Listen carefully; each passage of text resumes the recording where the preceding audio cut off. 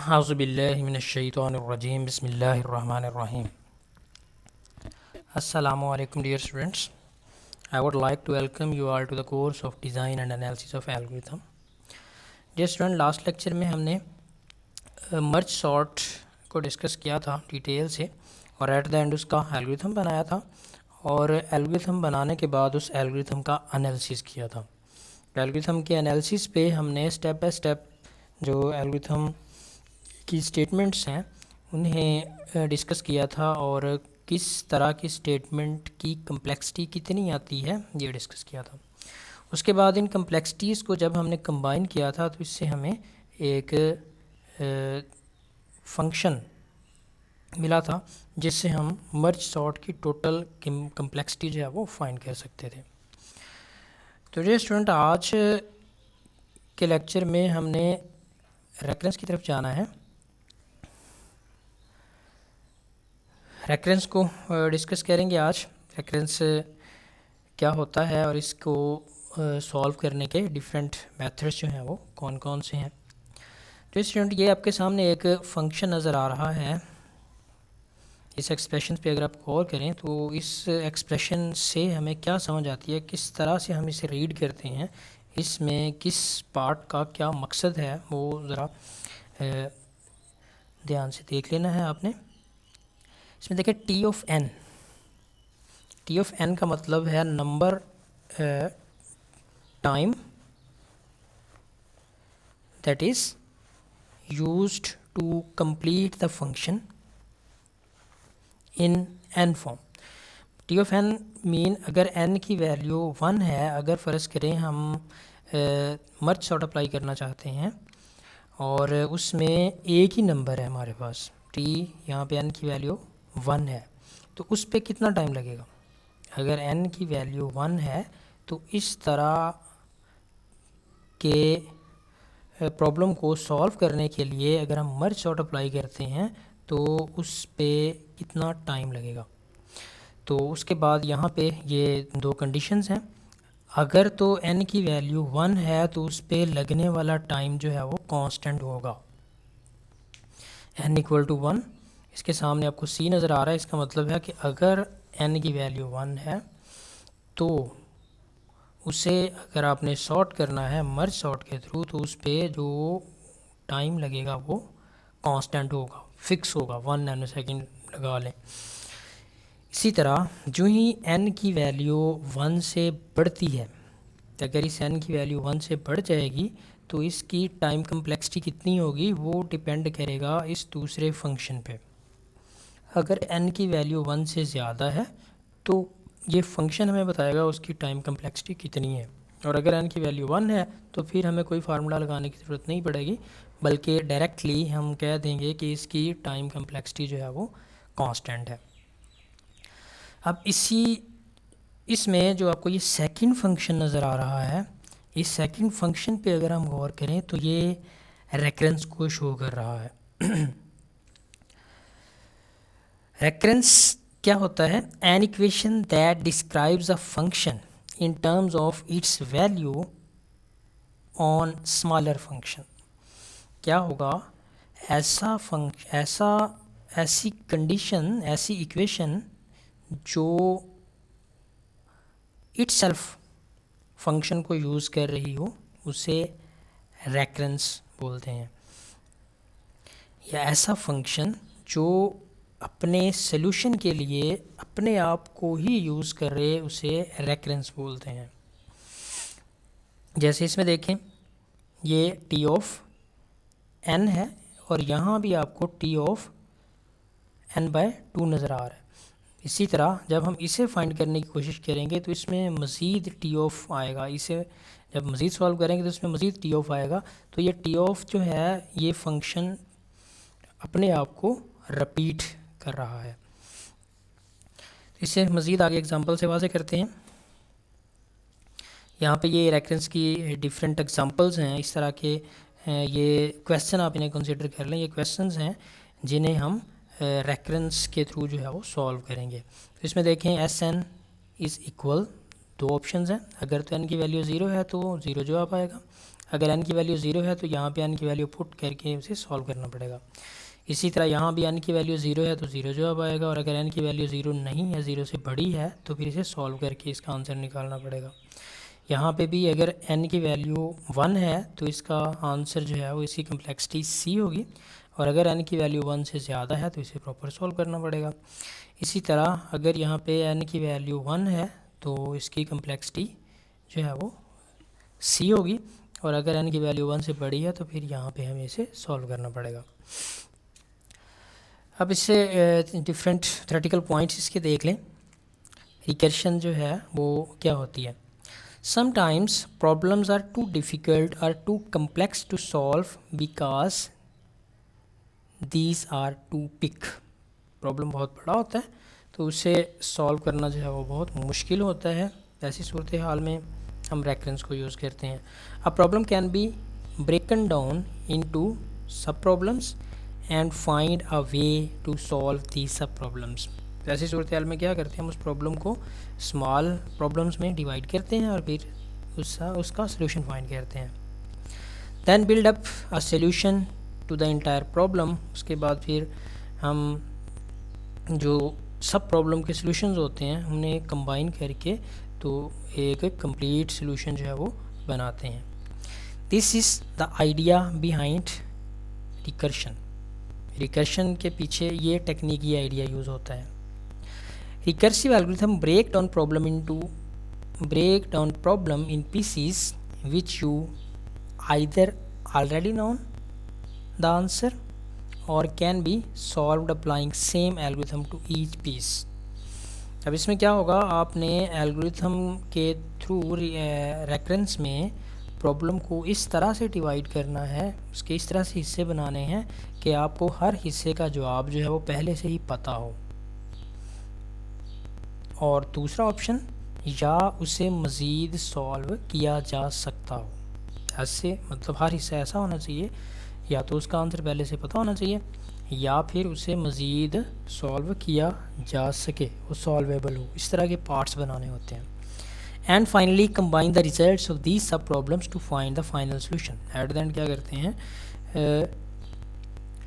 सब प्रॉब्लम जो उनके सोल्यूशन को कंबाइन करते हैं और फाइनल सोल्यूशन जो है वो बना लेते हैं।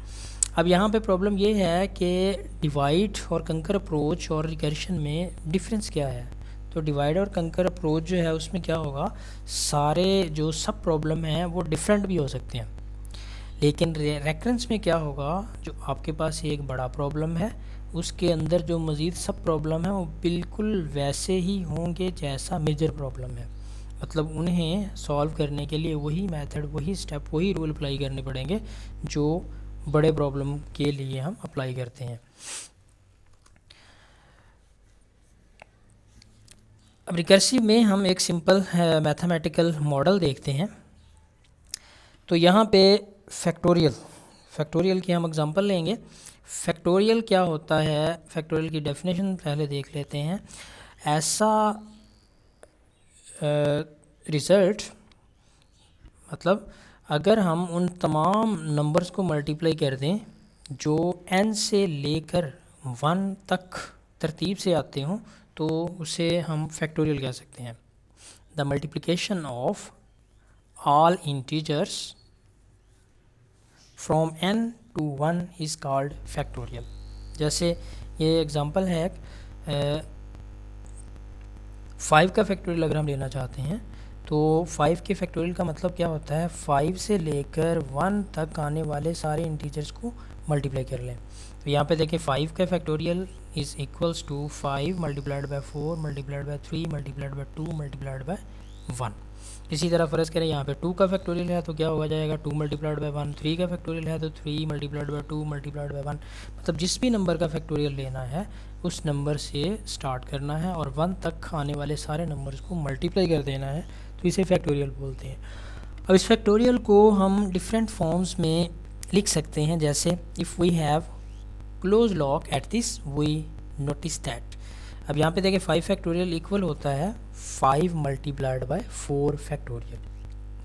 अब 5 मल्टीप्लाइड बाय 4 फैक्टोरियल का क्या मतलब है, क्योंकि 4 फैक्टोरियल जो है उसे अगर हम ओपन करेंगे तो उसमें 4 से लेकर 1 तक सारे नंबर एग्जिस्ट करते हैं, इसलिए हम 5 के फैक्टोरियल को 5 मल्टीप्लाइड बाय 4 फैक्टोरियल भी लिख सकते हैं, 5 multiplied by 4 multiplied by 3 factorial भी लिख सकते हैं। यानी जहाँ आप चाहें वहाँ पे फैक्टोरियल लगा के आप उसे स्टॉप कर सकते हैं। Know if denote f1 n factorial then it can be written as f of n is equal to n dot f of n minus 1। अगर हम इसी फैक्टोरियल को फंक्शन की फॉर्म में लिखना चाहें तो उसे कुछ इस तरह से लिखा जाएगा, मतलब जिस नंबर का आपने फैक्टोरियल लेना है वो वाला नंबर मल्टीप्लाइड बाय उससे पिछला नंबर, और उसके बाद उस फंक्शन में दोबारा फिर यही प्रोसेस अप्लाई होगा तो मल्टीप्लाइड बाय उससे पिछला नंबर, फिर यही प्रोसेस अप्लाई होगा तो मल्टीप्लाइड बाय उससे पिछला नंबर, और ये तब तक हम करते रहेंगे जब तक n की वैल्यू हमारे पास 0 नहीं आ जाती। अब यहाँ पे देखिए f of n equal n into F of n minus 1। अब इसी फंक्शन में अगर हम n की जगह n माइनस 1 पुट करते हैं तो यहाँ पे क्या आ जाएगा n माइनस 1 यहाँ n माइनस 2, तो इस f ऑफ n माइनस 1 की वैल्यू हो जाएगी n minus 1 F of n minus 2। इसी तरह इस f ऑफ n माइनस 2 की वैल्यू हो जाएगी n minus 2 F of n minus 3, मतलब पहले वाला एक नंबर वही रहेगा, जैसे कि n वैसे का वैसे ही रहेगा। n माइनस 1 की वैल्यू निकालेंगे इसी फंक्शन में n की वैल्यू पुट करके तो हमें ये वाली वैल्यू मिलेगी। इसके बाद फिर ये दोनों नंबर ऐसे ही रहेंगे, n माइनस 2 की वैल्यू इसी फंक्शन में पुट करके निकालेंगे तो वो हमें ये वाली मिलेगी। इसी तरह से ये सोन चलता जाएगा और तब तक चलता जाएगा जब तक हमारे पास n की वैल्यू 0 नहीं हो जाती। अब इसे फंक्शन की फॉर्म में किस तरह से लिख सकते हैं, एफ ऑफ n इक्वल, अगर n की वैल्यू 0 है तो रिटर्न करे 1, और अगर n की वैल्यू 0 नहीं है तो फिर उसमें से एक कम करके उसी नंबर से मल्टीप्लाई करता जाए। अब रेकरेंस को अगर हमने सॉल्व करना है तो उसके लिए लाहे अमल क्या होगा, the essential last step when analysis an algorithm is often to solve the recurrence equation. क्या करना होता है, हमने स्टेप बाय स्टेप जो है वो किसी भी प्रॉब्लम को सॉल्व करते जाना होता है जब तक हम लास्ट स्टेप तक नहीं पहुंच जाते। With little experience recurrence equations can be solved by intelligent guess work. तो इसमें इंटेलिजेंट गेस वर्क यूज़ होता है रेकरेंस में। However there exist a powerful technique that can be used to solve certain classes of recurrence almost automatically. इसमें कुछ powerful techniques हैं जो recurrence को सॉल्व करने के लिए यूज़ होती हैं। तो इनमें जो सबसे पहली है वो सब्स्टिट्यूशन मेथड है, second one is iteration method, और third one is recurrence tree. तो ये 3 मेथड हैं जिनके थ्रू हम रेकरेंस को सॉल्व कर सकते हैं। तो सब्स्टिट्यूशन मेथड में क्या होता है, सबसे पहला काम हमने क्या करना होता है, एक गेस जो है वो फाइंड करना होता है। Guess the form of answer, अंदाज़ा लगा लेना है कि ये इसका आंसर पॉसिबल है। Then use indicate to find the constant and show that solution work. उसके बाद फिर हमने क्या करना होता है, कोई कांस्टेंट कंसीडर करके चेक करना होता है कि वो सॉल्यूशन जो प्रूव होता है या नहीं होता। जैसे यहाँ पे एक एग्जांपल है हमारे पास, T N is equal to 2Tn/2 plus big of n। तो इसकी अगर हम कम्प्लेक्सिटी फाइंड करना चाहें तो वो क्या होगी, big of n log of n। अब मैथमेटिकल इंडक्शन की थोड़ी सी बात कर लें, क्योंकि इसमें मैथमेटिकल इंडक्शन जो है वो डायरेक्टली यूज़ होती है। तो मैथमेटिकल इंडक्शन में क्या होता है, हम कुछ स्टेप्स अप्लाई करते हैं। इसमें एक स्पेसिफिक पैटर्न जो है उसे ढूंढने के लिए कुछ स्टेप अप्लाई करने पड़ते हैं। Just because a rule or pattern or formula seems to work for several values of n, you cannot simply decide that it is valid for all values of n without going through a legitimate proof. The principle of mathematical induction. अब mathematical induction में जो steps use होते हैं या जो इसके जिन्हें हम प्रिंसिपल कह सकते हैं वो कौन कौन से हैं। Let P n be the statement involving the positive integer n if the हमारे पास क्या होगा, एक स्टेटमेंट होगी जो n की फॉर्म में होगी। पहले नंबर पे हमने क्या करना है, P1H2 n की जगह 1 पुट करके देखेंगे कि उसकी जो दोनों साइड्स हैं वो इक्वल आती हैं या नहीं आती, मतलब वो ट्रू होता है या नहीं होता। दूसरा, the truth of Pk implies the truth of Pk plus 1 for every positive integer k, then Pn must be turned for all integer n। क्या करना है, इसमें आपने n की जगह k और फिर k plus 1 पुट करके देखना है, और उसके ये पुटिंग के बाद चेक करना है कि दोनों साइडें बराबर आती हैं या नहीं आती, मतलब उसका जो रिज़ल्ट है वो ट्रू होता है या नहीं होता। अगर तो ट्रू हो जाए तो इसका मतलब मैथमेटिकल इंडक्शन प्रूव हो गई, वो फार्मूला हम अप्लाई कर सकते हैं, फार्मूला ठीक है। अगर ट्रू नहीं होता तो इसका मतलब वो फार्मूला गलत है। अब इसकी एग्जांपल देखते हैं। ये एक फार्मूला है, इसे हमने मैथमेटिकल इंडक्शन के थ्रू प्रूव करना है। तो इसमें क्या कहा जा रहा है, S n is equal to 1 + 3 + 5 + 7 + 2n + 1 is equal to n²। अब करेंगे क्या, इसमें सबसे पहले n की जगह हम 1 पुट करके देखेंगे। First we must have that the formula works for n is equal to 1।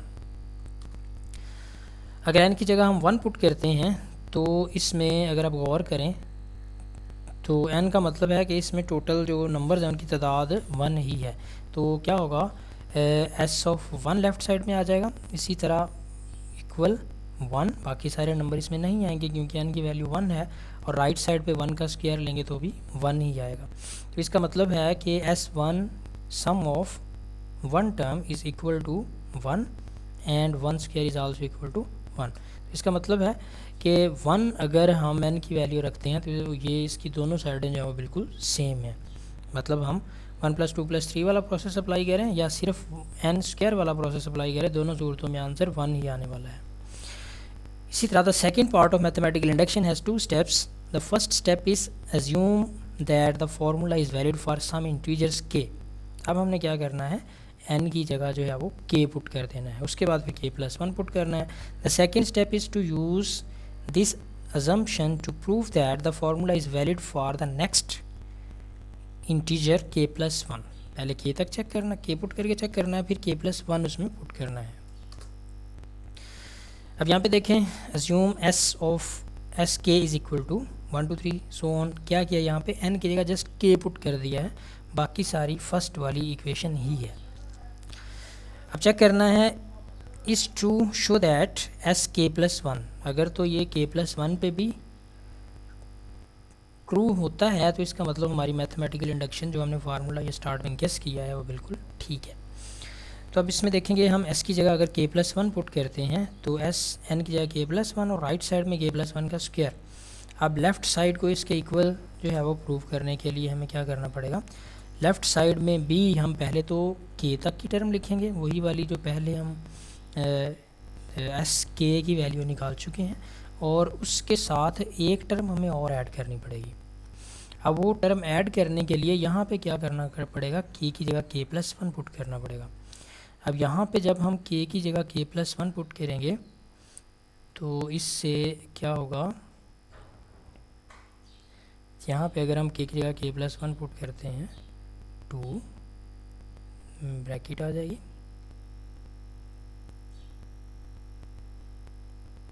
k - 1